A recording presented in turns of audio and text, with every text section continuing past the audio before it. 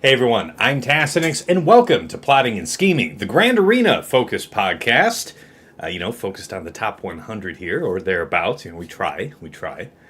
I am joined here by my regular co-hosts Dagger, TJ, Sasha, Aisha, and Fatal. It is the end of week 2, dawn of week 3, as we speak right now. Guys, I have to come clean. 1 and 2. 1 and 2. All legitimate opponents this week. Yeah, I just straight up had a counter that has been working for me all season fail me hard in round 2, causing that classic cascade where there's really nothing I can do about it after a certain point, and there's like 2 or 3 teams standing in the back that you don't even get to attempt. Third round, yeah, I just had Night Sisters. I learned a new lesson, a new corner case about playing that fight versus Jabba. And then I had some other efficiency lessons as well, but I definitely got stomped out those latter 2 rounds. How about you, Dagger? I can't wait to hear how it went for you. Well, it's a bittersweet week. I now have the largest account due to Cyrus quitting, but I'm not buying Omega, so Chiss will probably pass me. I'll be back in the second spot. So as far as GAC goes, I hate to report. I'm sad to report I did go 3-0, and I'm still in Erodium 1 until the end of this season. Shocking. Yeah. All right, TJ, how was your week? Oh, it was another shit show for me. Another 1 and 2. The only one that I trampled on was the one who wished I would die from cancer. Nobody saw the post. Anybody else wants to look at it, I'm happy to share it. I'm just checking on my friend who wrote me the love letter about me dying from cancer, and other expletives that was really good. It's a great show. If anybody wants to take a look, I post it all the time. I post it out for other people, so it's free to look at. Other than that, 1 and 2, and I'll take it, and it's just going to continue on, I guess. But it is fun. He stopped just short of telling you to Chris Benoit yourself. Oh, I probably inclusive of the Chris Benoit. I'm but sure I don't the know. sentiment It's a good point. was there. Good call. And I honestly, I remember telling you this at the time, TJ. I might not just get that printed and put in like a cheap frame put on the wall. Right. I might have that oil painted and put in a frame. Yeah, it deserves all the brushstrokes. Like I think a proper frame. And anybody who wants it, by all means, DM me so I can show it. I've shared it out with Zara. Yeah, I'm not showing it on this screen, but I will say this. It's whenever you can trigger that kind of rage in someone in a video game, that's just me over here, Farmer Franning it. Like at the end of Waterboy, I am just the best, the absolute best. As Tasso put out, the Tass nipple clamp Discord GIF is a meme that would long relic what you want to look at. And the best part is, as you will be a surprise, it was aligned to the Sasha defense that goes with the image that held. Fantastic. For what we I think 99% suspect is a cheater. But apparently he couldn't cheat that, so I think it was good. Okay. It was, either way, it was fun, man. So 1 and 2, but man, that image, I was trying to keep it open in the game itself. That's the standout for the week for you, for sure. I mean, it's the real achievement. It's for Swigo, the community at large. This is the best message you would ever get, and you would not expect it. Well, so it's also a hell of a consolation prize. If you're going to go 1 and 2, you can also stick that as a feather in your cap. Yes, I think everybody loved it. Good times. Yeah, good times. All right, Sasha, Aisha, how was your week? I know I was able. I can't thank you enough, by the way, for brokering that match between yourself and Aesop that I was able to cover after I streamed my own match in round 3. Super fun. But how was the week as a whole for you?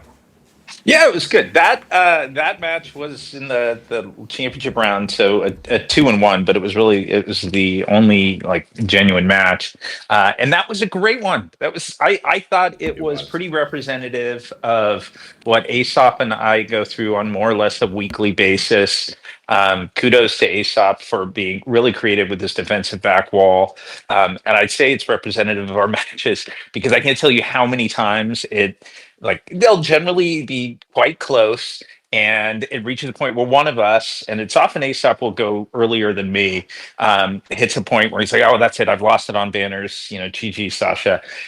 and then I failed to get sufficient banners to win, and that's exactly what happened. But it was a lot of fun, and yeah, some interesting lessons, like interesting situations where counters that appear relatively, if not rock solid, fall apart based on like really like artisanal, thoughtful modding Yeah. that he had on some of them, and that was really cool. We'll dig more into that, but fun week, and it was a lot of fun to stream it. So thank you, Tess. Oh, really? The pleasure was all mine.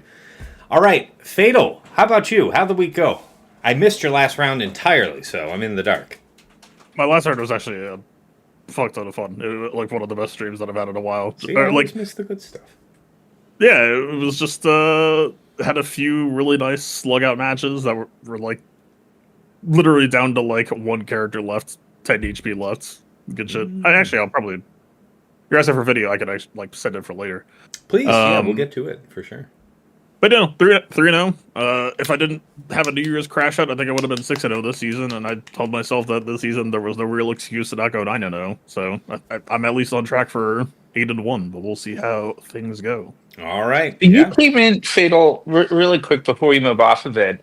You were talking about your enthusiasm and excitement coming into this season. I hear the positivity now. Is it living up to or even exceeding your expectations? The thing is, with 3v3 being kind of how I view it and what it is, where it's just kind of the safe harbor for fatigue defense and going wide in theory crafting in that route, it more so than anything, it just kind of feels like a return to kind of going home, or like how things usually are, how things kind of should be for me. That like, yeah, I feel like I've got a pretty strong defense. I'm excited enough that I want to put a prime bot and like actually watch what opponents attack, and then I wouldn't say that I'm like, man, this season's amazing. It's just like the season's me falling back into my wheelhouse and getting to run the shit that I usually run, because like, there aren't any like you go. So can I ask you, Fatal, have there been any free rides? Hashtag no free rides 2025 for Fatal. I mean, technically, like, I didn't even tech my Ahsoka against Magma. I was just like, my General Sentinel is not really modded. Fuck it, I don't care. And I gave people like a Magma easy clear on Ahsoka, or like technically there's still some push and pull on some of my counters.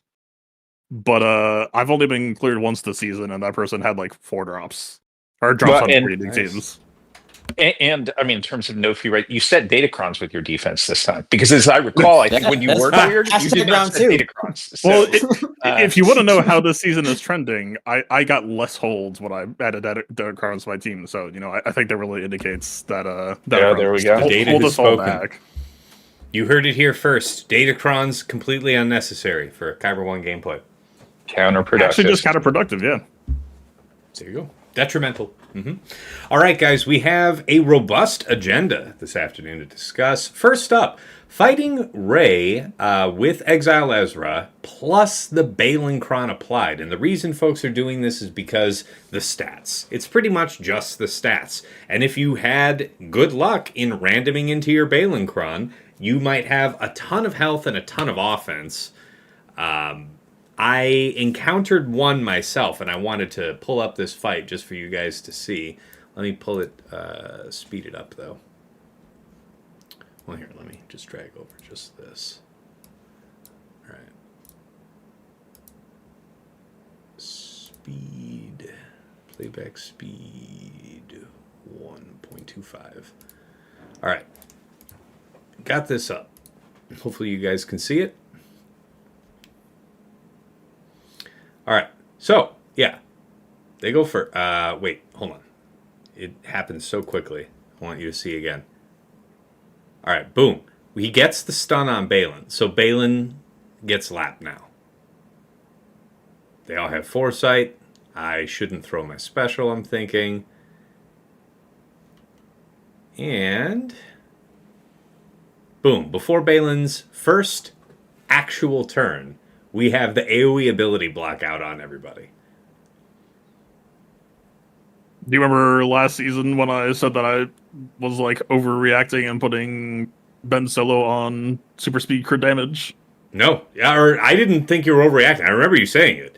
I was wondering if it was worth it. I didn't know if it was necessarily an overreaction, but I'm gonna be honest. It was just theoretical. I'm actually kind of pleased to see that it actually kind of maybe helps. yeah. And I got to tell you, man. So you saw, Shin ends up being their priority target, rightfully so. You don't have the juice really Yes. after she's gone. So this was horrible. I ended up having to use Seabane, and obviously I was in that cascade I was telling you guys about after that. But we can stop that particular fight right there. That was a mess. Sasha, I think in your round, you had, I think you had the same situation. One of you had the same situation. I forget it was you or Aesop that was doing it, but it was your Balin got stunned, but then somehow I think it was Aesop who won the It was fight. Aesop again. So Aesop and I each said it. I tried to get a little cute with it. I said it back wall. I thought when he looked at my history that he might expect me to set Jensen Dula, Padawan Sabine, and Ezra because I had banged my head against Baby Yoda's multiple times the prior week, and he knew I was impressed with that squad. So I set it back wall, hoping he might not keep a counter for full Ray Ben Ezra with the Balin Kron. He set his front and center for me, but I brought Seer Malikos SK. I don't know this like with certainty, but my impression is if you're not running a Balin Kron, so if that Ray squad does not have this sort of godly offense that has blessed certain Balin Krons, that the Ray SK Malikos. I'm sorry, not Ray. Seer SK Malikos squad. I apologize. With the SK Kron has a very good shot. That it has the sort of survivability combined with the damage to be able to get through it. I think the odds are pretty good. If it's a high offense Balin Kron, I wasn't going to feel comfortable with it. He had set. Just the damage crit avoidance level 6 with his Ray Ben Ezra. I used that. You saw that on the stream. It was anything but comfortable, but I was able to get through it. There were certainly moments of terror with it. One thing I will say, I think my ass was saved by, I believe it was like the UFU damage immunity 6, or at least the damage immunity that procced on Malikos, because otherwise I was about to lose him. And then I faced, he faced mine, bringing exactly what you did, the Balin Merc squad. And I had my Balin Kron on Ray with like 118% offense and like 50% health. So, fairly well stacked against him. His was, like, if I were him, I would have been terrified with the way it went. But ultimately, he was able to get all but Ezra down. He was able to get Ray and Ben, but there were multiple times, like it did start, like you said, with him losing a Balin turn. There were multiple times where his sides, Shin in particular, were very close to dropping off. Ultimately, I think Balin died first to a whirlwind, but very good match, very good battle, I would say, but successful on his part because it kept him from a hard stop that would have determined the match otherwise. Yeah, yeah. I got a question for you guys. So first of all, having experienced that last week, I did make some adjustments to Ray. My Ray's been something about 12,600 offense at 240,000 health, about 500 speed. And experiencing that higher offense, I thought I'd do a little bit of push-pull action, and I swapped to primary. Instead of, health primary, high secondary of offense, I swapped the triangle, resulting in just under 500 speed, 228,000 health, but now 13.1k offense, so fully 500 more. So I've made that adjustment, but the question for you guys is, Sasha, you were just saying that against that crit avoidance level 6, you felt that that's going to be easier for you to deal with than if it was the Balin Kron, right? Considerably easier, and I think it's the absence of that It's a shame. Balin offense. There are other exceptional stats that can come on that Balin Kron that could perhaps help turn the tide, but it's primarily that offense. So the ability for your squad to survive. The other thing that I'll say is the 100% crit avoidance on that is fairly easily overcome when, like, you've got if you've got some crit chance on your Datacron. Mm-hmm. It's not hard also to mod for a decent amount of crit chance. And I know the effective crit chance when you factor in kits, I think Malikos gets 30% crit from his unique as well, Mm-hmm. is like my Star Killer goes in with like 190% crit chance and Malikos has like 160. So you can take 100 off and you're still going to be able to take off the Inspired fairly easily. I mean, as long as Fair. it's not crit immunity on Rat. Fair. I'm gonna be honest with you all. The mod swap that I talked about a season ago probably clears Balakron super fucking easy. What are we talking about? The Star Killer faster than Star Mara. Killer Mara Oh, goes second. yeah. Okay, dig it. Yeah. The one version array that puts the Fear Economy, but I don't think anybody is keyed into it, is the auto self cleanse. Yeah, the 65% chance. doing that with a Calcron. Mm-hmm.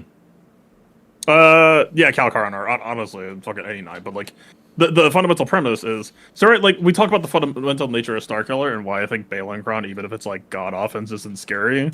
Right, you break down Star Killer unique plus Mara, you've got double your bulk, and then you have their damage, and then you have offense down to boot.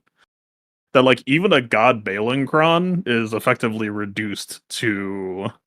Or a God offense specifically, I start there, is like reduced by what, like 75%? Which is like, that's still a fair chunk of offense, more than we ever really get to see or play with. But I feel like Star Killer is perhaps equipped to deal with. Mm-hmm. And then to boot, the lines with Star Killer Chron existing right now are so aggressive that like half the time Ray's not even getting to ult, in my experience. So like, you kind of deny their power fantasy. The caveat that I'll give is I think when Starkiller Kron goes, that Balin Kron bulk would look better. Sure. But yeah, it's like it's so unfair the amount of shit that Starkiller gets to do that I don't know. It like this is like one of the best Starkiller versus Ray seasons that I've seen, even when I'm fighting Ezra. Like Ezra just doesn't exist. Ray, as long as Ezra doesn't get exile on SK. I would imagine in that three tune comp, and I think probably where you're getting at, and that's been my experience when I've tried it and it works smoothly, is so much damage is done so early on, and frankly, you're moving quickly enough. You're probably keeping Ezra stun locked without able to get exile out before really sort of the work is done. Is that right? yeah, Ezra Berserker never gets to play the video game after my first turn. Yeah. Nice. I think Crit Avoidance level 6 might be slightly bugged, so that does impact things a little bit, that I think CA6 would feel a lot better if it actually just did its job. Hmm. Does Malikos have any locked buffs? I've never played Malikos on offense, so sorry if this is like 101 shit, but I do like, believe or debuffs. Yes, Not buffs. I do believe he applies like locked healing immunity, something like that. I'd have to I check. can't recall if they're locked. If he's got something that he can pop on Ray, then that would be kind of the axis right now is if you spend Malikos, then you don't have to care about the auto cleanse as much, as long as you can maintain it at the key whirlwind moment. Yeah. Type shit. So I mean, just hearing you guys discuss this, so I prepared this cron this week. Set 19, light side bulk level 3, crit avoidance and crit chance Ufu level 6, fulcrum 9, don't care about the fulcrum part really, but 55.59% offense. So based on what you're saying, if I was of the mind to between this and Balin, I should probably stick with the Balin cron on Ray. Is that a correct read? Hearing you guys? To be honest, I don't know if my opinion is indicative of the mass. I mean, I'm pretty sure my opinion is not indicative of the mass, but like, that's just kind of my philosophy is, like, I'm actually experimenting the exact opposite, where I stripped Ray down to like 10k offense, and I've got all three of them on heavy defense set, just like, okay, can I just lean in on Cal to make the team just a bunch of pieces of shit? And maybe not, but maybe. Okay.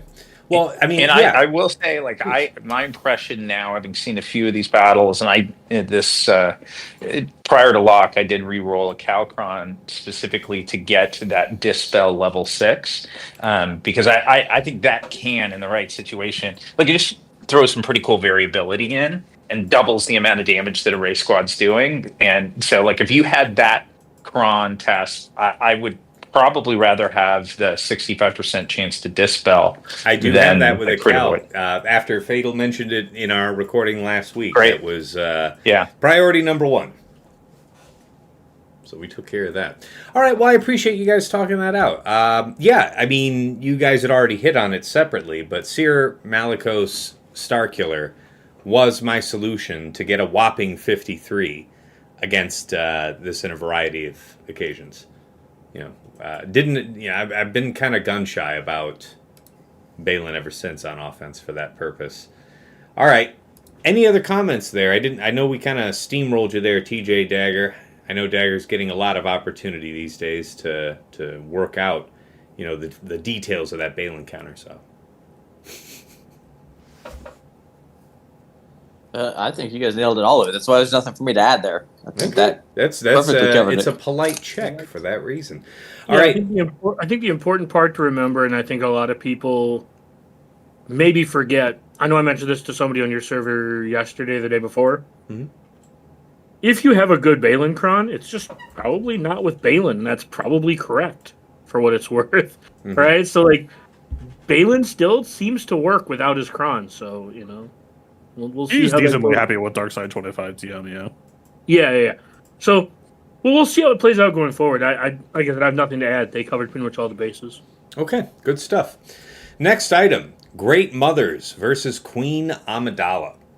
Now, I'd heard this through the grapevine, and I guess our buddy Arsenal was also shouting it from the hilltops separately. But Queen Amidala just gets crushed by Great Mothers. I know in the preview episode for this season, we were talking about how we expected Great Mothers to perform now that the set 17 cron had expired. And yeah, people, we talked about the Darth Revan counter for it. I know Fatal wanted to talk about that a bit separately. We'll talk about that very next.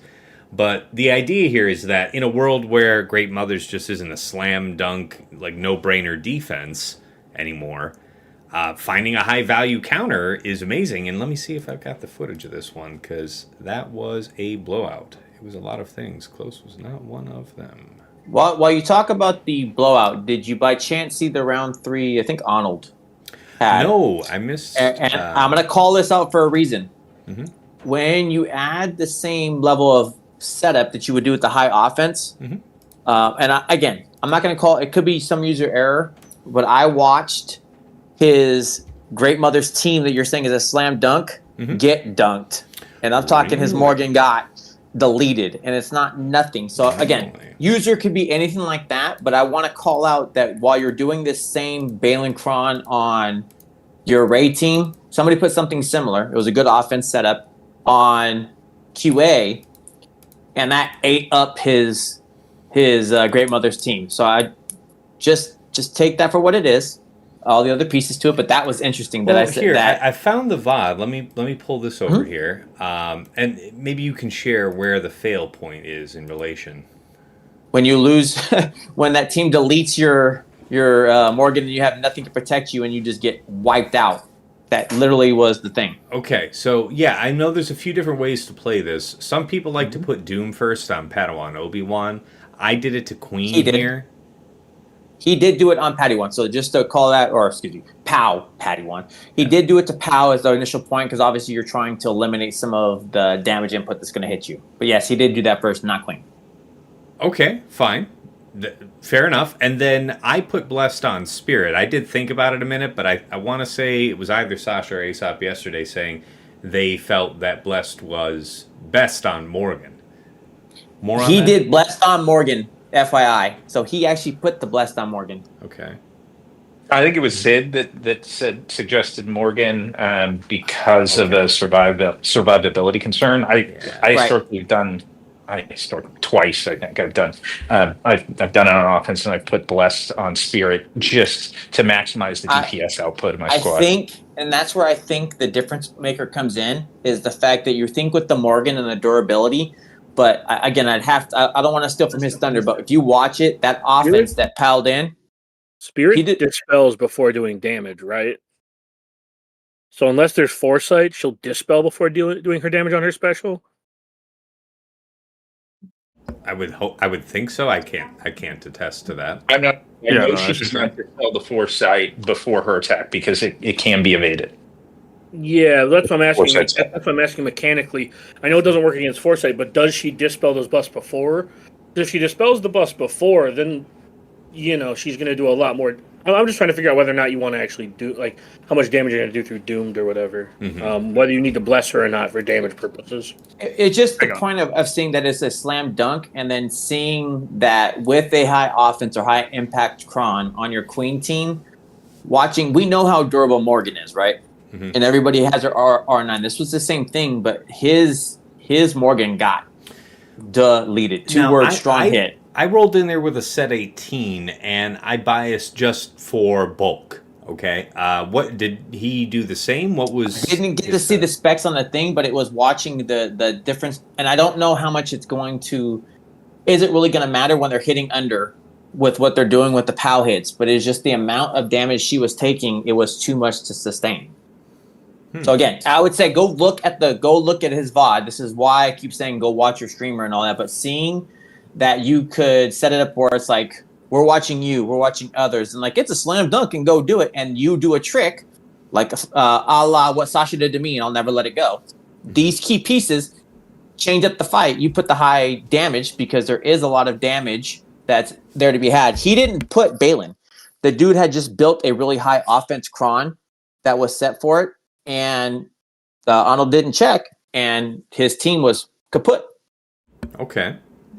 So I just wanted to say, not everything's created equal, and it's cool to see we're doing it with Ray, but we can do it other places too. That Kron can change your fight, and what you think is a slam dunk, all of a sudden you get dunked, and it's like, oh, I was not prepared for this. Okay. Well, I mean, I'm hoping. I mean, I definitely have those characters modded for durability, and I took set 18 Kron to be all that much larger. You saw that, Yeah. I want to say at one point in the fight there, Morgan got down into yellow health. As you said, Padawan Obi-Wan hit under her protection. She does stack a lot of protection, so, not quite remembering which set 18 Kron I chose. I should ideally be choosing one that skews more towards health than protection. But it did feel really safe, and I think why I dare go so far to call it a slam dunk, at least as far as I could see, on a sample size of one, is being able to preempt Queen Amidala before she gets to go is pretty neat. And you saw that I didn't doom Padawan Obi-Wan, but being able to just completely remove Queen within a couple of turns felt good. I don't know if you guys have any contrary experience about Doom Order or Blessed Target that you think improves your odds in that fight? Because TJ shared, a little bit on what not to do. Well, the other thing I want to add, since we're talking mothers, right? Or excuse me, QA and all that, I took a different route and went yours. It was what you did on your thing, and I had the thought it would work, and I think I saw Fatal do it too, is just Trio doing the work. And that feels like a great slam dunk. So I saw what Neo told to you, and so I got to see the pieces of it. Fatal, I think I saw on your stream too, where you're like, I'm going to do Trio. And it on the Queen Like team, Treo? I get, using Treo. I'm a poster, not a holder. Ah, okay. You must have him confused. Yeah, I can't remember where I saw it, but it was like, I was like, the Treo seemed like a good idea because of the idea that you got the sustainability from the team to just wait it out, and then when it's time, you just pop them and you drop them. And that was my thought going back to. And it felt just as safe. But again, I don't remember where I saw it. Mothers have other Aesop places used that it you can against me, TJ. That might be it. Aesop Maybe used that's it what against it was my QA too. in front wall. But that's what I mean. It's like it feels good there because they could take the sustainability of doing the hit. And a lot of places where you're prescribed to use your Treya is like, well, I'm just going to go do against Tuskens. Well, Fair. Tuskens have other things that can take it out because that's where I started playing with them. Like, I'm just going to do this. I'm going to go Treya and do Trio because that's a classic. Yes, using Great Mothers there is great. But Trio felt great, man. That felt really good and a lot of things, and they don't need much to be able to just sustain and get through it. And that is still, in my opinion, a key defensive team. Okay. One quick thought for the listeners is I know lock's already taken place, but if people were kind of considering what to set with that Treya squad, like depending on how you've modded them, they either may be suited for a QA counter, in which case I think Really, by that I mean like high health and high defense, considering you get some major attacks that are coming under protection. Or if you're going to set them on defense, you probably don't want to go all health Right. because you expose yourself to a Gidme counter. So kind of depending on how you're modded, you're probably suited for one or the other purpose. Maybe some degree of versatility, but if you go too far in one direction, you can impair yourself in the other. Very fair. Okay, guys, next item. Darth Revan versus Great Mother. So, we'd talked about this. We'd heard that this was something that could be done, and we discussed it briefly last week. But, Fatal, you had some experience you wanted to share about a few fights, this being the first among them. Yeah, I was going to follow up on both sides of the coin where Please. I haven't had a Darth Revan beat my Great Mothers yet, and all 3 rounds tried, I think. Is this because it's the turn meter level 3 on a set 19 crown? Does that just forbid it? Or what's the secret there? I mean, I want the heavy defense, heavy protection, and I mean, so For everybody, all 3. Spirit, I think, might be a hybrid between damage and defensive protection. The caveat, and I can throw the link in it. It actually has all 3 fights at this timestamp. Fantastic. My Darth Revan is still a holdover from set 16. Okay. I actually just realized just now after lock, so technically this is a hazard for this week as well. My Darth Revan is crit damage triangle, offense, cross, speed, arrow, so that's not much health. Very thin. I played against a Great Mother squad who had the TM and went first, and before I got to play the video game, my Darth Revan got killed. And I ended up winning it anyway. It was, but I think the thing that stands out to me here is if the squad was modded the way I mod, it wouldn't even be a starter. It would just be like, no, done, just get the fuck out of here. But again, kind of going back to what I was talking about last week, if you give too much to Malik Drain, you are cutting the longevity of your team in half. That like you kind of get what you have coming to you if you leave the team modded that way. I posted a link if you just want to like 2x it real quick. It was an absolute shit show of a fight, but given that my Darth Revan's way too squishy, like I might just have to pull a health crown to make up for the modding.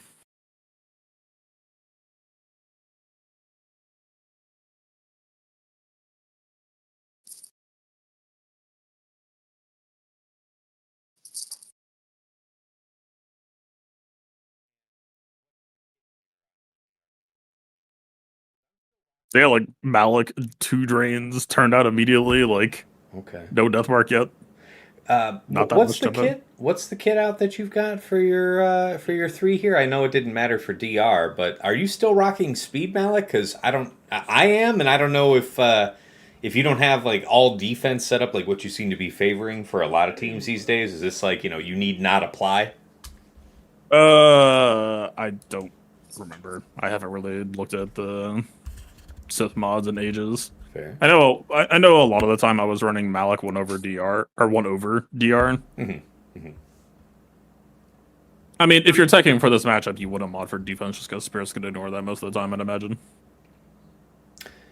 Are you prepared to say here and now that if you're willing to do it, like, is it a minority of teams now that really need the speed set, or are you willing to say that if you were so inclined, you could build up a variety of different speeds and secondaries on defense sets and just never be wrong, if not for offense always, then for defense always in Grand Arena?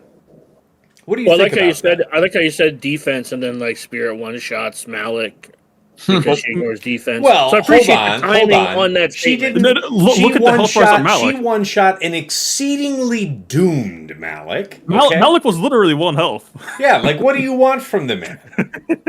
I want him to not be a giant bitch. Okay. All right, and you said this was the first of a few fights you had time-stamped, or? That was actually at the end. It was the other fights on the list, like right before this. Or this is CLS versus Enoch, and then either before. Oh, this is the next. Oh, I see. Because you mentioned these are other fights you wanted to cover. Okay, well, here, let me pause this before we go into it. But yeah, so why do you want to highlight this match, CLS versus Enoch? I mean, obviously because it works, but what are you prepared to share the sauce behind this, the recipe? Well, so to that's speak? kind of what I was trying to say pre-show. Is this isn't like some deep dive? It's more so just like, hey, I'm using it. It seems pretty good. Like, Yeah. a lot of people are posting Enoch, and I don't really have a major job for CLS aside from like picking off bad Saw teams. I don't know. It just seemed like kind of like Zori against Gungans. It's just like, yeah, if you're just like trying to knock out 15 teams on a board, and I a lot would of like it to go gets back occupied to elsewhere. I would like to go back to a question you asked but was never answered. Oh, I do think we have entered a part. I do think we've entered a portion of this game where I don't think speed is as necessary.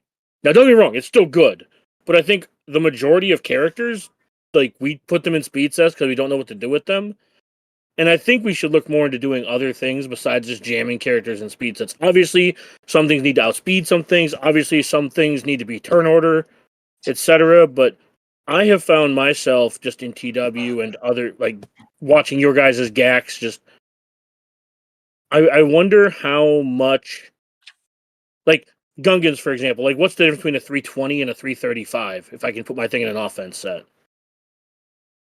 mhm. I think So I think it really comes down to knowing how you're going to use a squad and knowing whether you're going over or under. And if you're going under, then I think there's really a conversation to be had about how the speed system works in this game. That like doesn't really matter whether you're 20 slower or 35 slower, because like fundamentally all the difference is saying is if you go like what 50 turns into a match, then eventually they will like have theoretically lapped you or whatever. But Oh if you're yeah, I that have these conversations with Tass a lot about how many turn, the difference in speeds, and how many turns that these will both have to take for one of them to take more turns. I'm not out here saying that defense is like some miracle drug that like you will farm all of your defensive hold dreams. Like I don't know. It's just like it's just a gut feeling that I'm chasing. Yeah. I asked I've in been that spirit. a long time believer in defense as like an underrated. And frankly, it's defense percent, yes, but even flat defense for particularly for characters who have a low native defense, like that flat stat is fantastic. Or But who have one of theirs that is like askew. So for example, Raid Han, back in, I mean, he's not relevant today, but back when he was still relevant, I liked having some flat defense on him or JTR because that way they actually absorb more like special damage because they have reasonable armor, but the resistance Yep. is shit. This is a tale for so another time, but I'm also farming mods now with kind of an eye for what they might look like if we ever get the summon dot system. oh wow, yeah, I hope they buff that's flat interesting in a stats. future I'm not ready for. A couple quick things. So one, I like on speed. So I generally agree with what Dagger was saying. I do think there's enough sort of depth and width to the game and how it's played now that it's not sort of the earliest days of whoever's fastest Darth Revan wins. And I think that's also mitigated a bit, like in the current meta and situations where there are TM crons, where like the main advantage of speed in certain cases, by no means all, but in certain cases, is the first mover advantage. And a TM cron now, like for dark side, it can completely nullify that. The situation where like speed, again, an example in the current meta, still has a ton of importance, and I say this from brutal personal experience, is squads that have like the stun on special, where it doesn't need a perfect turn meter loop. It just needs to get going well enough so that each of their characters can take a special before your characters. And I go back to like one of the battles that I had with Aesop. It was his Bosk, Zam, Dengar. And part of that is Dengar's just going every other turn, but he had a very fast Zam, fast Bosk, and Bosk isn't a merc, but he's throwing out stuns left and right, and that certainly frustrated a counter. And similarly, he said a Saw, Krex,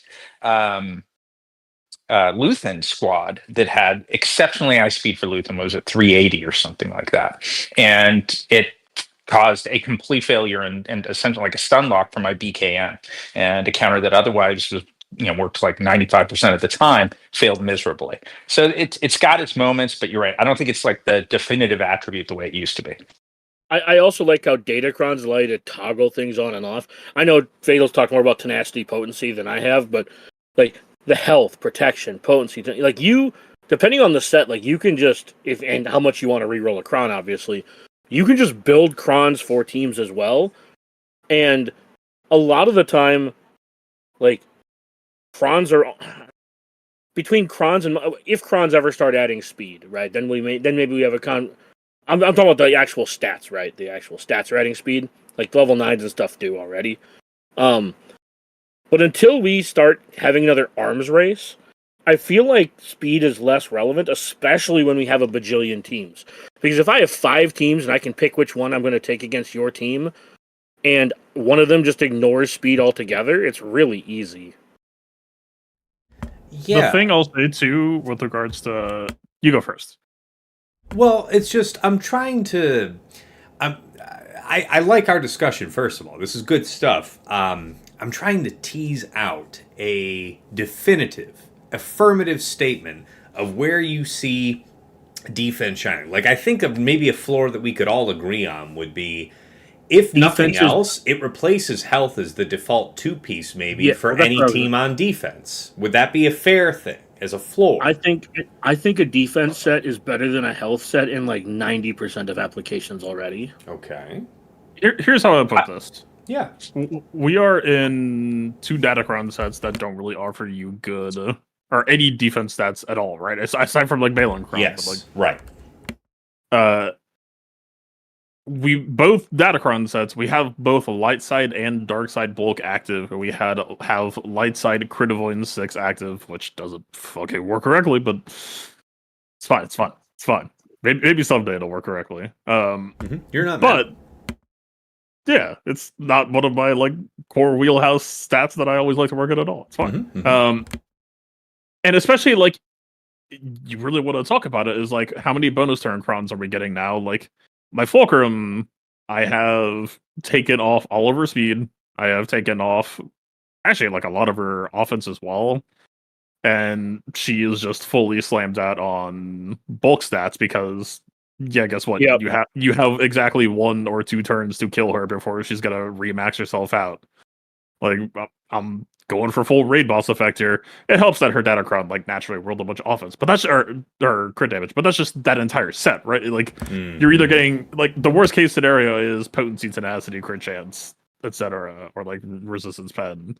But whether you get like armor pen, I know is a little bit less effective for her, but it's still good. Offense, crit damage, like you have all of this offense budget taken up by the Datacron. Modding, I think. When Datacrons first came out, everyone was like, oh, this is going to replace modding. I've always kind of looked at them as like, A, I think that's incredibly wrong. B, they work in tandem. And so in a season where, historically, I think defense crons tend to be pretty popular on defense, we don't have access to that anymore. Like what? If you go 3 defense set with high defense secondaries, you're representing up to like 150% defense over like between a character who very much cares about it and very much does not.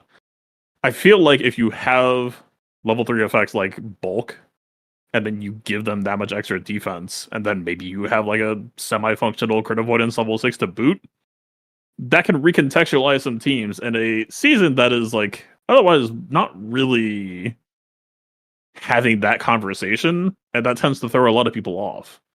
So, like, I don't know where the line... You're asking for hard answers, and I don't know exactly where my line... Well, I'm asking where you're willing to draw a hard line in a gradient of options, right? There's a variety of increasingly hard stances you could take about, the supremacy of defense mods, and I appreciate your caveats. Those are fair. I agree that I don't really know...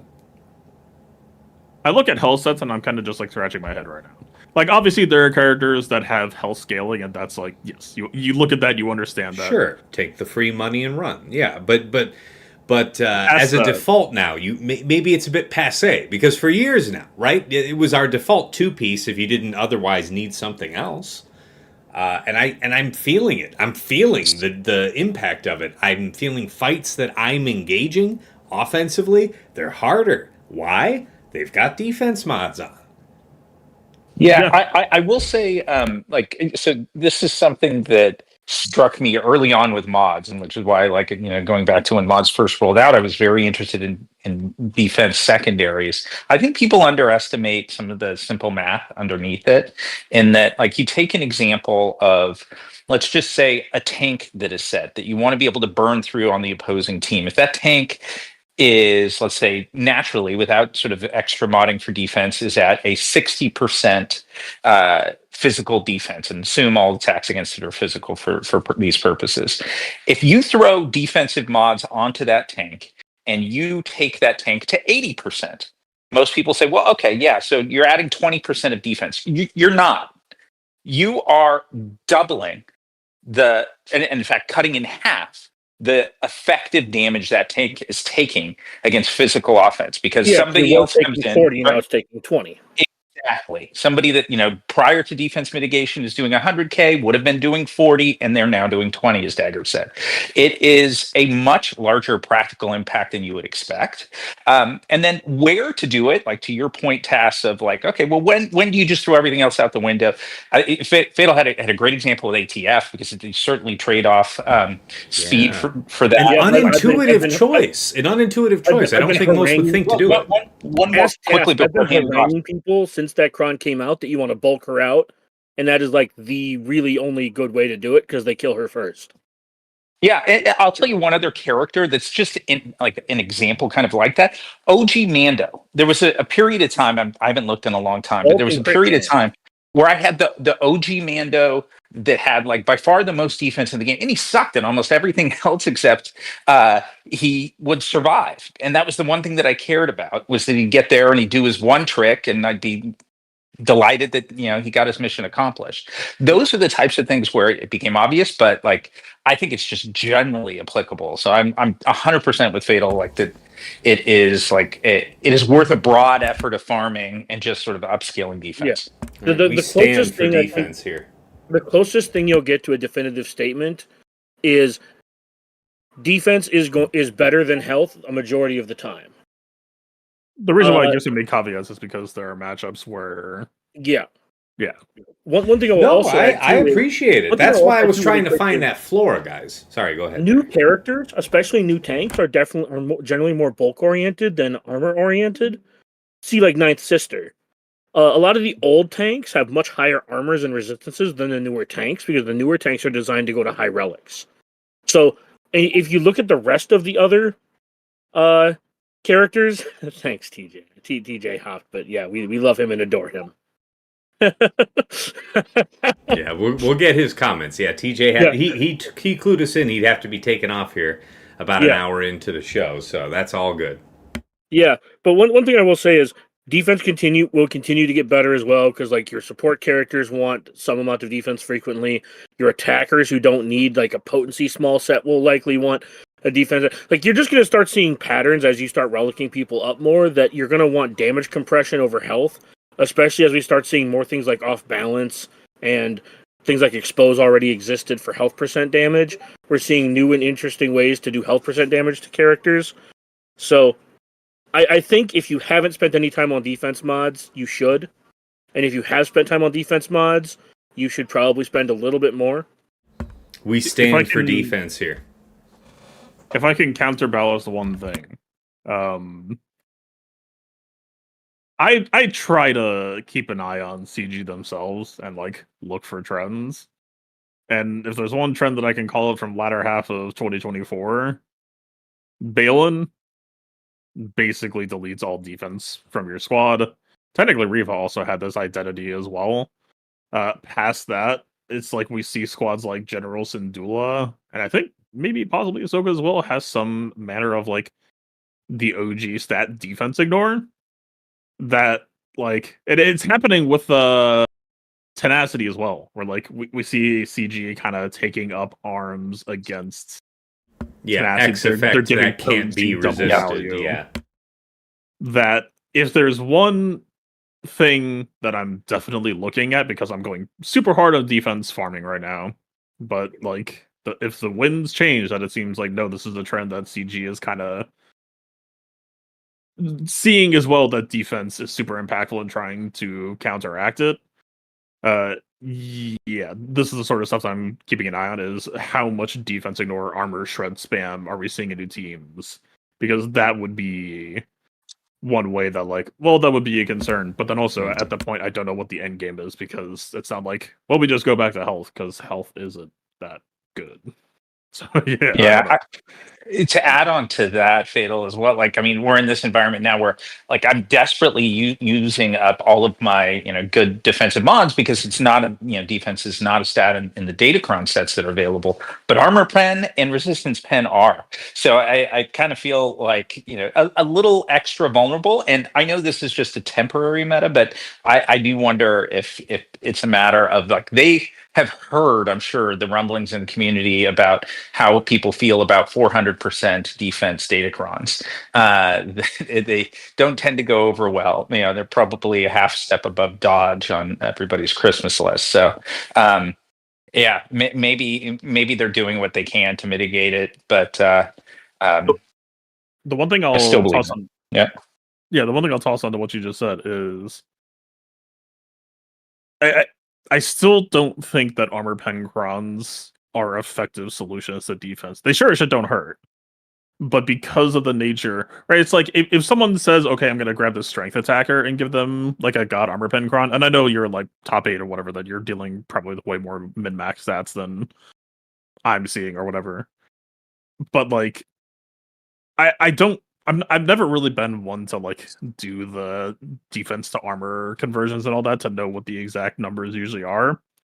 But we do know pretty easily how much armor pen you're getting from, like, an armor pen cron that, like, if a character's got 150 and you have something like God roll 400% cron, that's still a number that isn't going to translate. 600. That's still 600 armor pen, which is something like 18 to 22% penetration of actual defense. Yeah, depending on whatever the character they're going up against and how much defense they have modded. If you heavily invest in defense, I don't think it necessarily gets beaten by a God roll armor pen cron. I honestly think a defense small set offsets most armor pen crons. Well, I was going to say, guys, like, if nothing else, it's just intuitive then that it's still going to be just a better default as a 2-piece over health for however many years we've been doing that. To Fatal's point that he's tried to drive home a few times, I think you're going to lean defense initially on most characters, but there will be characters that want health due to scaling, due to armor mitigation. And honestly, at some point, you may just want a tenacity small set or potency small set. I think. Yeah, and if you know that, for example, the other thing that jumps immediately to mind is if the meta favors a counter to whatever team you're modding that involves true damage, then yeah, go back to health, because that's your only defense. Yeah, I do think I think a better definitive statement to make is not necessarily an affirmative to defense, but it is a regression from health.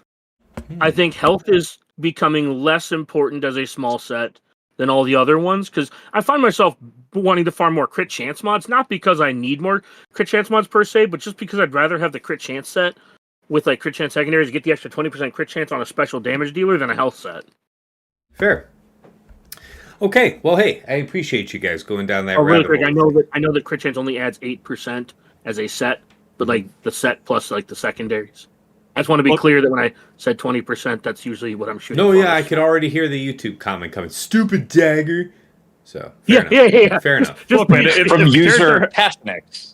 That's right. From you, hey, shut up. Why would you out me like that? I haven't even done it yet. Damn it. Can't have anything nice. All right. No, but thanks, guys, for following me down that rabbit hole. I don't want to keep us jammed here forever, especially because Fatal wanted to highlight one more fight. Now, before we show this, he's going to showcase a Finn versus Gungans. Very excited to see it. I will say that I used Finn on offense twice last week, both against trench teams. And I'll tell you this much, won't be sticking with it reliably. In the first instance, my resistance hero Finn got low before I was able to recover, and we closed out the fight for 57. I thought I'd found something just rock solid, right? Went back in the next round, same fight, same cron, approached it the same way, And yeah, no, if that Django gets to close out your Resistance Hero Finn with that rocket, that's it. Because I tried to stick it out and put punishment down on Trench, who had health tech, so the odds were kind of against me there. But I was trying to saw through him, and it did not go down. So yeah, that's it. Let's go ahead and hit play. I thought you said you were using Finzori. Yeah, I did. Finn's Yeah, Resistance Hero Finn, and my Resistance Hero Finn died. Why are you trying to saw it then? I don't like you. Anyway, going as a week, this wasn't really supposed to be some like super deep dive. It's just Yeah. I've been doing this fight all season. I will say it is actually losable, but only specifically like if you get Deathmark, and then like probably mostly just if they have Phalanx to do a bunch of assists on that Deathmark. Mhm. But part of what all that really drives this counter is you have 3 characters with cleanses that you are just constantly stripping yourself clean of those debuffs, and then you just have inevitable attrition on the generator over time. You have Zori constantly dispelling Phalanx to reopen it back up, and then you're just constantly going back and forth. I think this is actually like one fight where I came like decently close to losing a character. Like I see a lot more Tarpals lately, but this team doesn't really tend to care about Tarpal's damage, and I think this did end up being a fight with Deathmark, with Phalanx assists almost doing the damn thing. So yeah, I'm not out here saying like, yeah, 100% counter is just like, I don't know, if you're looking, or if you have a spare Zori sitting around, So, you got other teams doing other stuff. So if you weren't doing this, are you part of the, shambling mass of us doing BKM here, or what would you otherwise be doing? Like, does this free up your BKM for some interesting application on defense, or what were you doing there? BKM is not really a defense squad. It's Yeah. just, I don't know. She's got a decent range of offensive options that, like, I don't think Gungans really pose that much of a threat at this point. Mhm. That I'm not really too worried about, like, saving a squad like BKM for that. So this to me is just like, I don't know. It's kind of like if anyone does, like, if you see a double Rex squad, sometimes you just bad batch. It's very much in that same vein of like, this is technically a losable fight, but on average I can just like skill check it out, and I'm happy to take the cheap kill for it just for the Fair. hell of it. Fair. Do you think, so, you're mostly just dancing around the Phalanx here. Do you think that Tarpals or Bombardier might be a tech against this? No, one of the only real ways that you can lose this is Phalanx doing a bunch of assists on a character with Deathmark. Like, if you're someone like your Finn isn't. See, here's your Mana for death bulk. mark you were talking about, and then you just cleansed it. Okay. Yeah, like literally this entire fight, all I'm doing is I'm looking at the debuffs on my team, and then I'm looking for the Jar Jar Deathmark animation, and then I'm looking for whether or not I've got a Deathmark on, and whether or not, like, death is potentially impending. But yeah, the rest of the time you just slam cleanses to try to mitigate it. It's not a very finesseful fight in that sense. It's just like Patient Yeah, fight, yeah. keep cycling Zori stealth.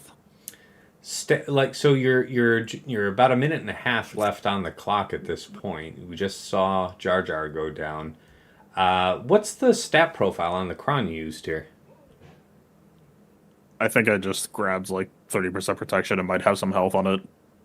It's not really Not damage focus in any way. Yeah, no.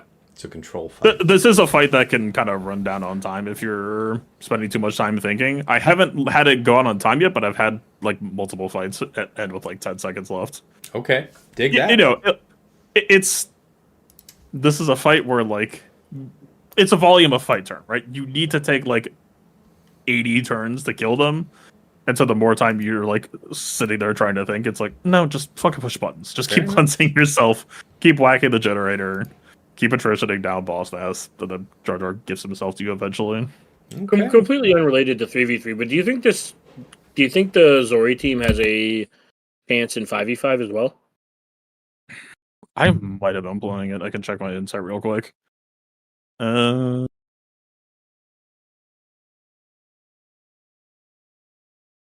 In 'Cause you mentioned 5v5, it feels like Resistance is, capable of some surprising stuff. I would imagine next meta, it's still going to be able to take out like Treya squads. Yeah, I mean, it also has taken out some GLs in the past, like without fancy data cruns. Mm-hmm. I'm mostly curious because you mentioned the death mark being the problem, and if there's 5 of them, I imagine death mark is a significantly bigger problem.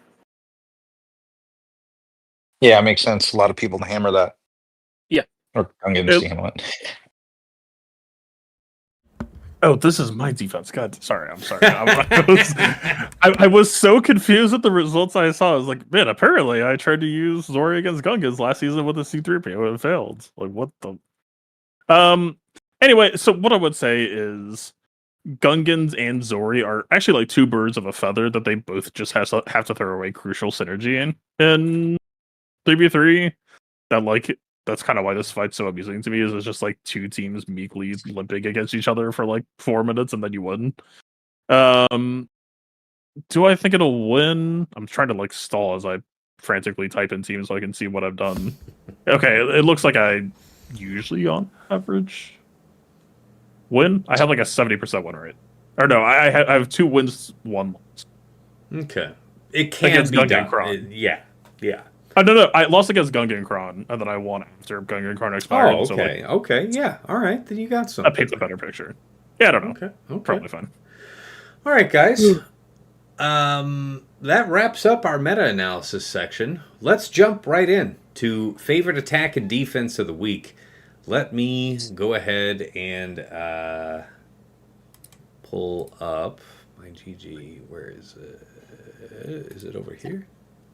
Yeah, it's over here.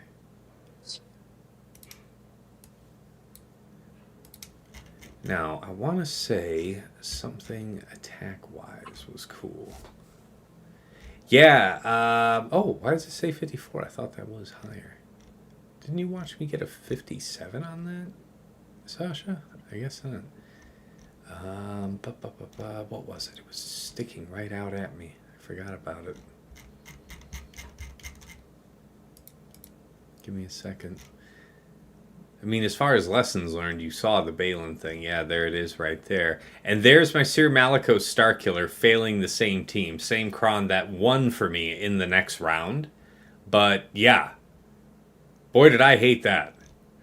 Let's see. Where is that fight? So, Tass, my screen is showing your stream pause, by the way. I'm not sure if that's an issue for everybody else. It shouldn't be like that. No. Yeah. There we go. Thanks for mentioning that, because I do want you to be able to see. Let's see there. Yeah, that wasn't it. Whenever his stream is paused like that, it means that he's doing something else. Yeah, so all that time he spent berating us for playing video games while we're doing this. I just had the you OBS can lie to us all minimized you on want, my man. second You monitor. can lie to us all you want. It's okay. Yeah, this is it. Hey, this would have been... So JKL against Malgus isn't new, but it is something that I have not been doing a lot of. And, I've got on paper everything I needed, but I happen to have 2 defense primaries on this Hoda. And so immediately at battle start, as you might expect, Malgus took a good look at Hoda and told him to go. And so he went. And we still got the fight done. And that's really the takeaway, is that, having now put him in some protection primaries, he's much more robust for this week. This would have almost assuredly been a 56-57, had he lived. I recommend R9ing your Hoda. Eventually. Mine is still like Relic 7, one of these. Or, no, not even 7, it's Relic 5. Very fair. One of these years, I will get him to where he needs to be to not be a good liability. Getting one-shotted, yeah. Now, I still remember my Hoda getting whirlwinded by, not whirlwinded, but the buzzsawed by GG, right? You kill something and then GG goes, and your Hoda's gone. It's like, oh, shit. Mm-hmm. Now, I will say, this DTMG versus Afra, if it's the full Afra team, double Omicrons and all, DTMG's like 57. You throw Dengar in there, it is almost assuredly a 54, so there is some value there. Defensively, I don't think I had a lot of Super interesting action. So yes, I did do the 25% turn meter with my Great Mothers on defense. Delighted to say it did block out somebody's Darth Revan. Yeah, Fulcrum was here with Hu Yang in round one, and I honestly don't think that this was going to work regardless for a one shot, this slacker. But glad to see that it didn't work. This disappoints me though. I have failed with Bane versus Leia, and yeah, when I saw this, I resolved to put down a set 18 with high health on the stat instead of going, bulk level 3, which obviously giving us less value in 3 versus 3. But I thought maybe the Riposte level 6 was interesting on this cron.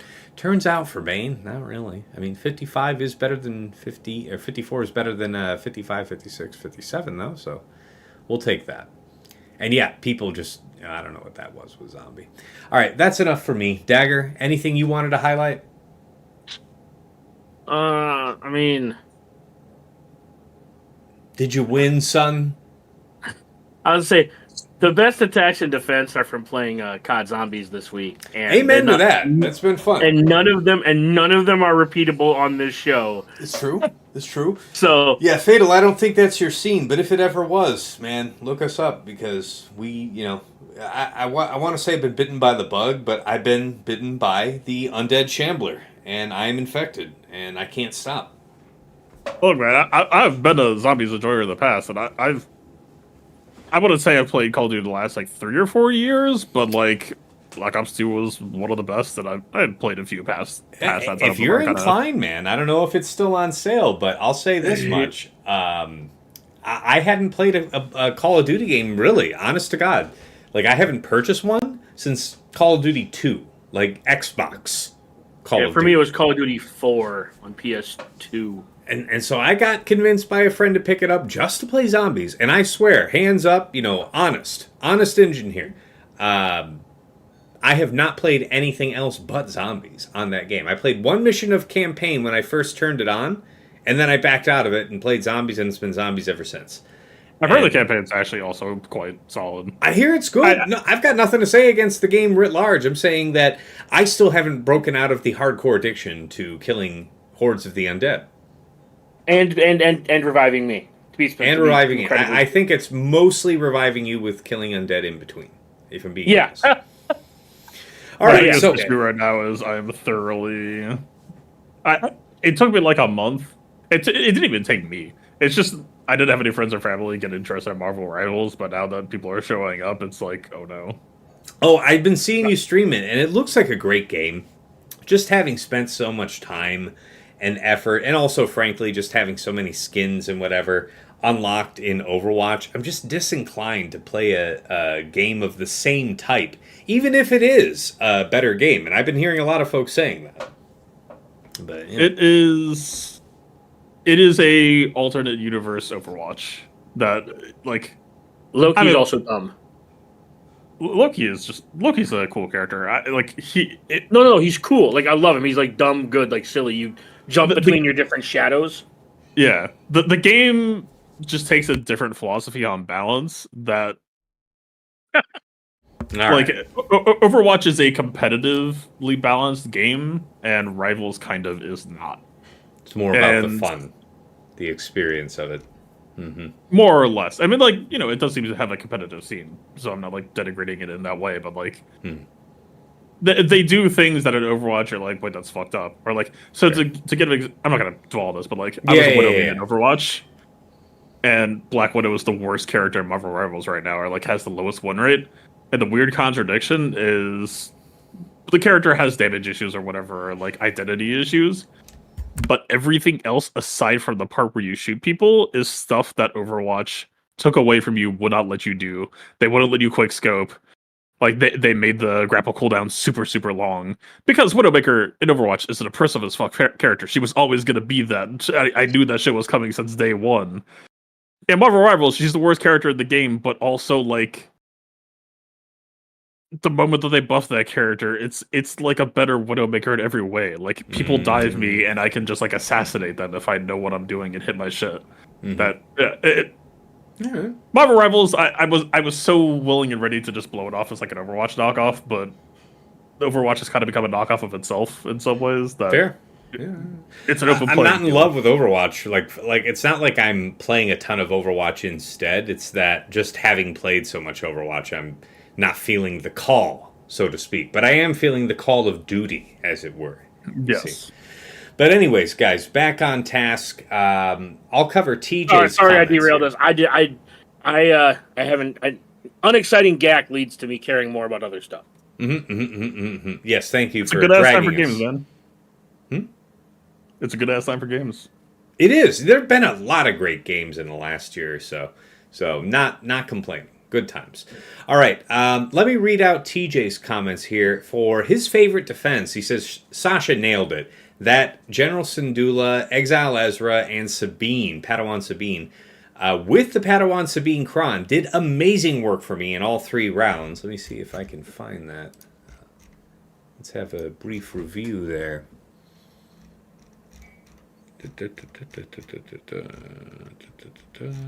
No, they must have cut through it and I just skipped over. I don't know. Dark Hug. Oh, Dark Hug. That's a fun opponent. No, it wasn't there. Did he not set it? Or am I looking at the week? I'm probably looking at the week prior like a dodo.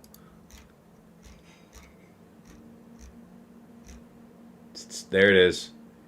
CLS, DTMG, Qui-Gon, Malgus, VKM, GG, Mother Talzin, Dash, all skunked on this General Syndulla. Now, you do have to commit as Exile Ezra to it to get that kind of result. I did that, and it did get a hold for me. Round 1. Some guy had the mind to try gas against it, and I've seen other players pull it off. When they do pull it off, it's something like a 48. I wouldn't really recommend the experience. Okay, so fair enough on that defense. His favorite attack, he wants to highlight here in round 3. It was a fail, but Iden with Snowtrooper and the Snowtrooper Kron versus a Saw, Luthen, Kyle Katarn with Riposte. Let's see there. Here, let's head on down. There it is. All right, there it is. 1 minute, 5 seconds. Let's take a look at the Kron. He had turn meter level 3. Damage immunity, level 6. Okay. Snowtrooper, level 9. And some decent armor penetration on there. Okay. And let's see, what did he say? I was in a full turn meter loop and basically had them right where I wanted them. And one mistake I lost, but it was so good, I took Snowtrooper to Relegate because it's a lot of fun. So he thinks he had a user error issue and might be cleaner looking for next week.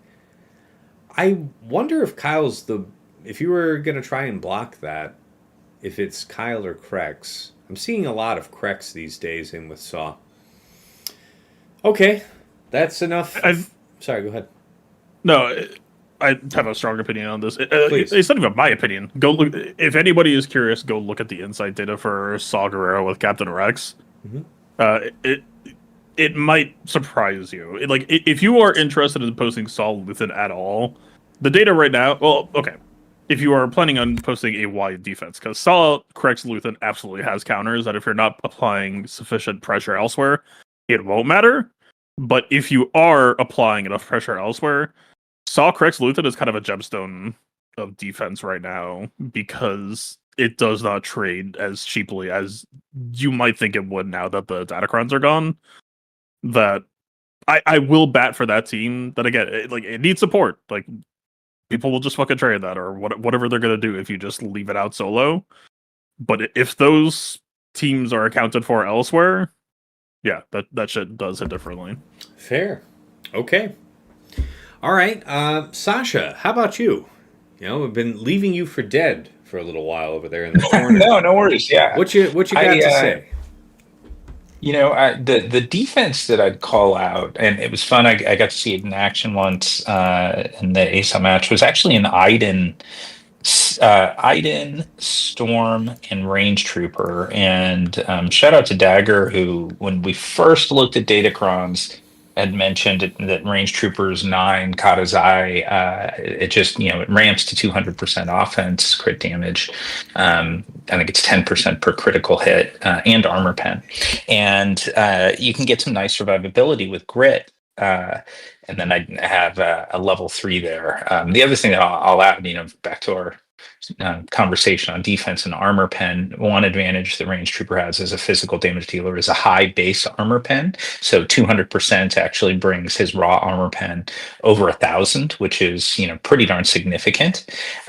So you have the ability to do a meaningful amount of damage, but the big difference there, which did not translate into success, that actually translated into a ton of frustration for me watching it at the horrible RNG and who my squad targeted. But when Aesop brought, it's like, I do think that would probably stop Wampa, or at least have a shot at it. And yeah, maybe not, but it at least make it interesting.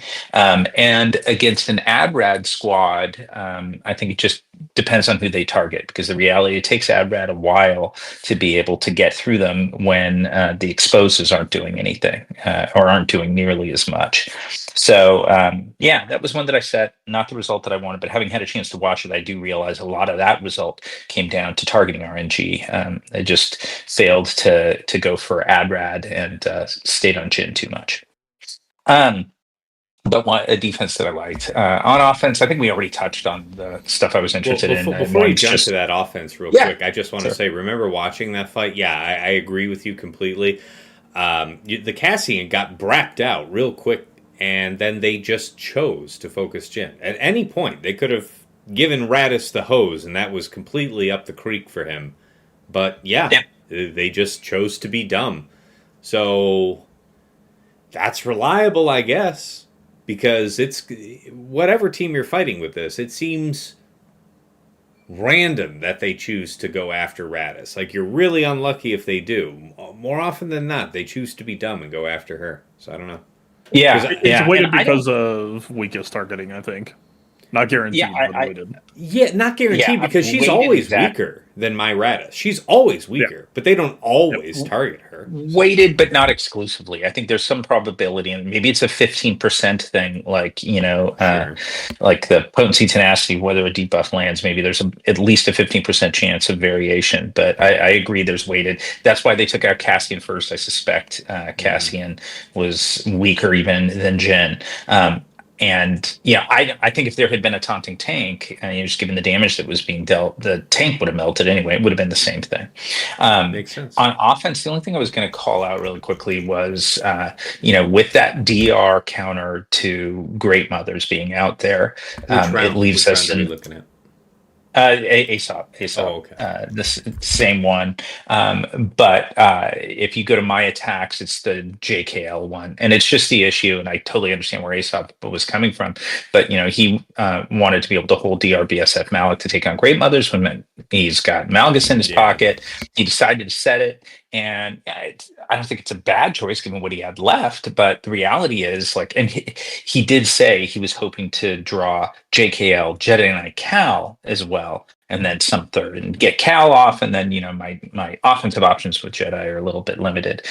I didn't need Cal. You just don't. I mean, Mace was important. I think it allowed me to get Talon out of stealth, and there was an opening leap by Malgus that was a little nerve-wracking. But other than that, it turns around pretty smoothly. So yeah, it's just tough to compensate for the loss of DR and Malik off that Malgus squad.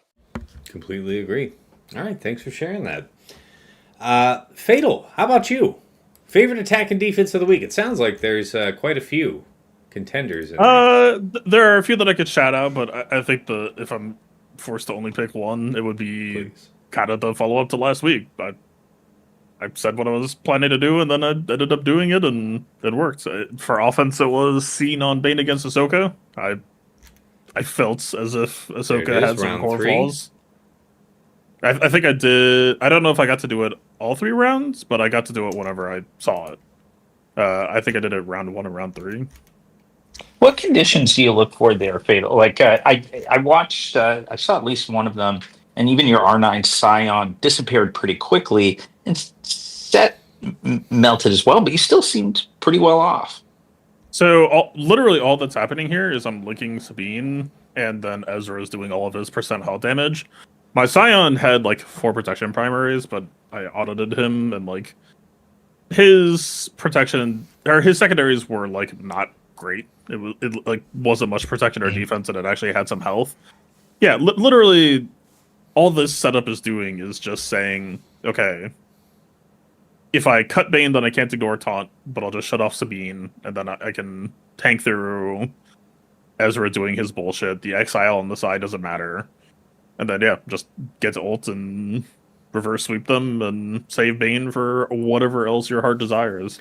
I did bump up the, I did actually give protection and armor targets on C and set this week that will, we'll see if there's a notable quality difference for Scion to try to strong arm the 120% health. So make this make sense to me in that you can't instantly defeat people, right? Like with Exile Ezra, light side allies can't be defeated while he's alive, right? So what gives? Why does this work? Do you still have that VOD link open? You could just like 2x through it real quick. When you say 2x, you're meaning you're ult 1 and then you're getting around to a second ult and no, I'm saying you could literally see the fight right now if you have my stream VOD. Yeah. I was saying like play it on 2x speed. Where were we at with that? Was that early in the fight? Hold on. Probably early in the VOD. Okay, hold on. Technically, you could look at the match history and then like. Technically, I could. There it is. I see our old man. Haha, see our old man. Get it? Yeah. I don't know if there's a reason why Sion's getting. Let me pull it back. Like, it seems like Sion always gets hit first. Also, this is like a better example because Sion got hit much harder here. The first time that I ran this, he took like 2 hits from Ezra to get there. This one, he went down pretty rapidly, so like this was the higher pressure scenario of the two.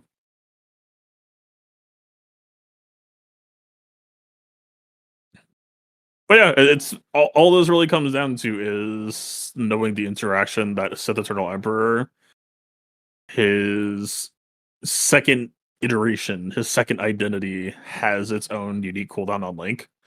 So Ahsoka can ult you and be like, haha, I have maxed out your cooldowns, and then you push the shiny gold button and be like, I'm a new person. New me, new Link. Okay, and then Ezra, because he is so smart, taunts. And then you're like, well, okay, I'm just gonna link you both now. Farewell.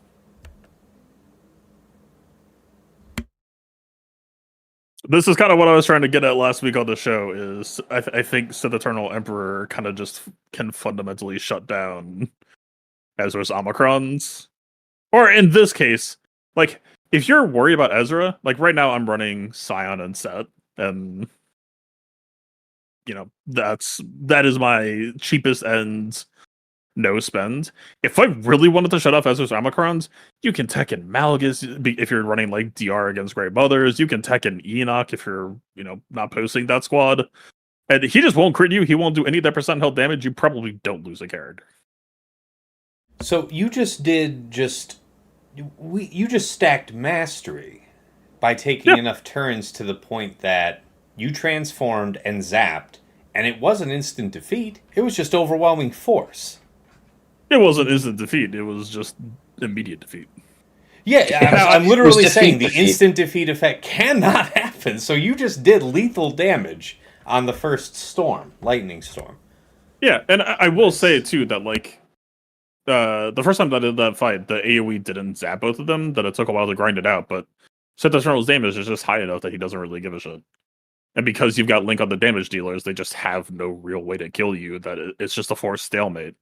So really my approach to this counter is I'm just using 2 R9 defense and protection loaded tanks to make up for the fact that I don't have an Omicron on Ezra. To make up for the fact that I'm not shutting down Ezra's Omicrons, that I'm just like raw face tanking it this way. Again, like a percent health resistant tank or a crit immune tank. Like, tackle Ezra however you want, but if you deny him doing that damage and Link is on Sabine, the team just cannot touch you. And you're just guaranteed the attritional win.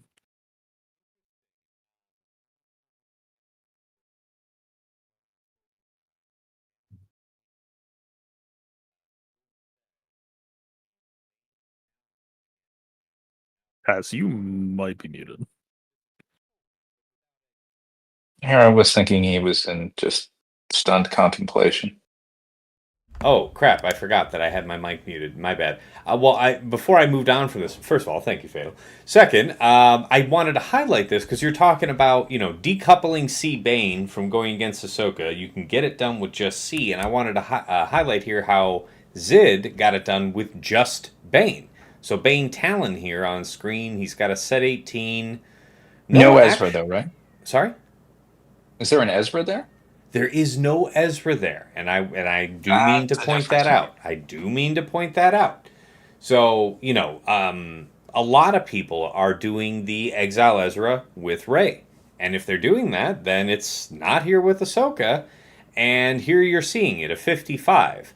And if you could do this with Talon being Talon being here, I don't think makes a huge difference. Maybe there's a one-shot risk from Padawan Sabine, but I doubt it.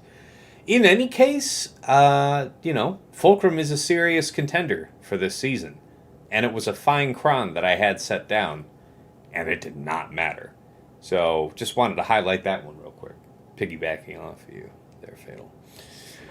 All right, that just about closes things up for Best Attack and Defense of the Week. Takeaways and final thoughts, guys. All right. Heading into week 3, I'll be honest with you. The losses this week caused me to change up some datacrons, change up a bunch of modding. So everything, the teams of mine that lost on offense, faster, higher armor, more protection, should be more reliable. I modded for higher reliability this week. Not necessarily greatest offense or greatest speed, unless that was in service to reliability. As far as going through the rest of the week goes, I've been rather light on defense this season relative to how I like to do it because, again, I'm just not trying to get caught flat-footed, and that worked better for me in week 1 than it did in week 2. I've got the history to show that I'm looking light, so I'm thinking to lean heavy. That's enough for me. Dagger, how about you? How do you intend to beat up on Erodiums this week? The same way you do. Fair. Yeah, use one character chest. per team, like a G, 59 banners. No, but also the most substantive question for you, just if you could start with this, please, Dagger, did you sign up for GAC this week? I am signing up for it right now. You were too late. Please No, tell me you're kidding. I did sign up. All right, good. All right, good. Congrats on the week. Yeah. I'm so proud. I checked. I was checking, and it says set defenses. All right, I'm in. I'm in. All right. Well, I'll cover TJ then here. His takeaway. Oh, so we're just skipping? You actually have something useful. Oh, well, go by all means. Man, just remember, I have the ability to remove you from this voice chat. I have the ability to put myself back. You have no meaningful power here. That's fair. No, I was gonna say the just from talking to everyone who is who we generally talk to in Kyber 1, top 200, whatever. Man, there's a lot of people. You echoed it. There's a lot of, I shouldn't say scrambling to remod because that's not really the right way to phrase it. There are a lot of people learning really fast without defense crons this week that bulk primaries with offense secondaries, like Fatal's been kind of preaching, are the future of this game. Mm-hmm. Have fun with that knowledge, I guess. Mm-hmm. Okay. All right. Fair enough. All right, let me rattle off TJ's takeaway here. He says, the go wide defense feels correct, and the scheme team called this out well. Creating questions or new puzzles about what you have on offense creates great gaps in what could be a one-shot board, now becoming a hard fail. Excited to see what problems or puzzles we can and what that does to tax your opponent. Off-meta feels like it's here if you're willing to take a risk. So I think, Fatal would largely agree with that, but we'll cover him in a moment. Sasha, how about you? Your takeaway? So nothing major, no major changes that I made going into the week. But I'll tell you one thing that I'm a little disappointed with is that um, we Gungans are so vulnerable on D right now, and I'm not seeing a like even a particularly like unique high calling for them on offense, and that kind of bums me out a little. I was hoping that there might be a good use, but a few of the potential targets that I'd considered, the numbers just don't look good. So maybe it's this week continue to try and explore for an opportunity to use them, but yeah, not that thrilled with it. The only other thing that I'll add is that just to follow up on something I mentioned I did, I think like 2 weeks ago, I just spare Amis and I put it on Admiral Akbar and Princess Leia, and Aesop did me the honor of allowing me to watch my squad for, I think it was 18 seconds. As it was obliterated. Of course, I knew it was going to be obliterated by an Iden squad, but I thought he might set Iden. And anyway, still trying to find a use for those, even with Rebel Riposte being a thing. But yeah, that's it. I actually, all that being said, I'm having a lot of fun in this meta. I think there's some fun pieces to play with. The where's Ezra, where are Great Mothers, how are a variety of different things being utilized. It feels pretty healthy and stimulating. So I'm having fun with that. There's a very specific scene from Pulp Fiction with Bruce Willis with the gimp suit. And I imagine that you watching Aesop fight your defense is basically just what happened to the black guy there, except you have a mirror to watch it. You okay? No. Yeah, exactly. Okay. But yeah, I definitely knew that was unfortunately a throwaway team, but I had to do it kind of on I felt a need to do it on principle. I'm like, it's really Amazon. So yeah, I've had the experience, not getting in that state again. Thanks, Sam. How would Task phrase it? I don't have to thank you for the experience. That's right. That's right. That's fine. You got to kick the shit out of me, and I had to watch. I don't have to thank you for the experience. That's right. Yeah. All right, fair enough. Fatal, last but not least, your takeaways for week 3, your last thought for the people. Yeah, I don't know. Everything this season went to plan, but I'm kind of split into two halves right now. Where, like, on the one hand, I made a plan that I figured wouldn't I know this season, then I was kind of willing to just coast it out. But there were aspects of it that I knew could, like, lead to some really goofy final forms, and I know there are some teams that are just, like, not trading the way that I would prefer. But yeah, to kind of mirror what was being said before, this is a pretty good meta for off season that, like, there's a cascade of, I do see with non-bane that lets me bane this other squad, that lets me not jail this other squad, that lets me trade this other squad, and then all of a sudden it's like, well, maybe I could actually, like, post 7 or 8 GL and not hate life for it.